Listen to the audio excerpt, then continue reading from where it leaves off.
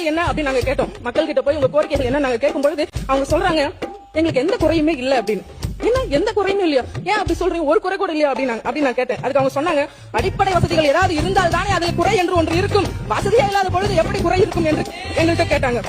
பல வருஷமா பைப் கனெக்ஷனே இல்ல, இதுல தண்ணி எப்படி வரும்னு கேக்குறாங்க.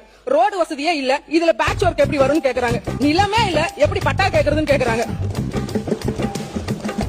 மாண்புமிகு பேரவைத் தலைவர் அவர்களே, இந்த ஆனால் அப்படிங்கிற வார்த்தை எவ்வளவு சக்தி வாய்ந்தது தெரியுங்களா? இந்த ஆனால் அப்படிங்கிற வார்த்தைக்கு நிறைய சக்தி இருக்கு. எப்படின்னு பாத்தீங்கன்னா அது எதிர்க்கட்சியினர் அவர்களுக்கு ரொம்பவே பொருந்தும். சில நல்ல விஷயங்களை செய்தாலும் கூட ஆனால் அப்படிங்கிற வார்த்தை சேர்ந்துருச்சு அப்படின்னா அது எதுவுமே அர்த்தமே இல்லாம போயிடும். உதாரணத்துக்கு ஆங்காங்கே ரோடு போட்டார்கள், ஆனால் பேட்ச் ஒர்க். வீடு கட்டி கொடுத்தார்கள், ஆனால் பேட்ச் ஒர்க். அரசியலில் பலருக்கும் வாய்ப்பு கொடுத்தார்கள், ஆனால் அவற்றையெல்லாம் அவர்களின் குடும்ப உறவுகளுக்கே வழங்கினார்கள். பாலம் கட்டினார்கள், ஆனால் கான்ட்ராக்டர்களை தனது கைக்குள்ளேயே வைத்திருந்தார்கள். இன்னும் இப்படி பல ஆனாக்கள் உள்ளன.